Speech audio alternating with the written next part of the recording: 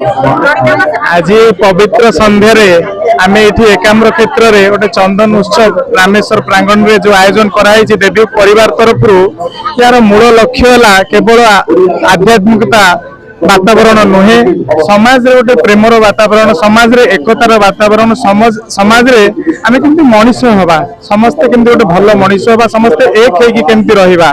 आमे खाली राजनीति करबानी आमे तारु ऊर्ध्व को केमती जाई परिबा आमे गोटे बंधुतार परिवार गढ़िया पय आमे लक्ष्य रे आगु आसीचु सेते आमे सब वर्गर सब श्रेणी रो लोकन को एठी एकाठी करूचु से माने गोटे आध्यात्मिक परिवेश रे आज मध्य गोटे एते पवित्र दिन आज प्रभुंकर जगन्नाथंकर मध्य आज गोटे विवाहर तो से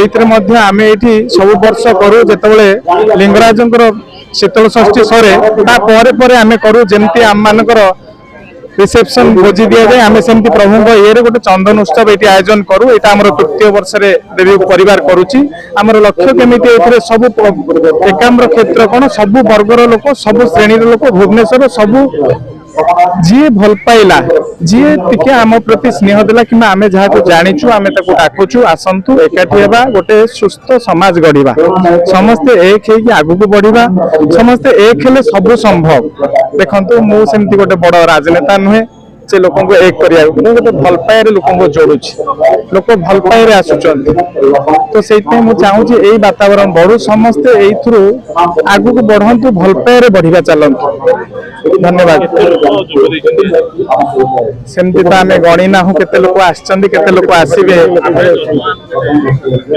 कही हबनी माने अरेंजमेंट तो हेची अरेंजमेंट हे प्रिपेयर अच्छु जते लोक आसिले भी तांको पई प्रसाद सेवन केमती श्रृंखलित भाव में हबो से पई हमर मध्य बाहर सिक्यूरिटी अच्छंती रोड रे केमती असुविधा न हो यातायात रे असुविधा न हो कारण ए रोड रे एम्बुलेंस जाउची ए रोड रे लोकंगर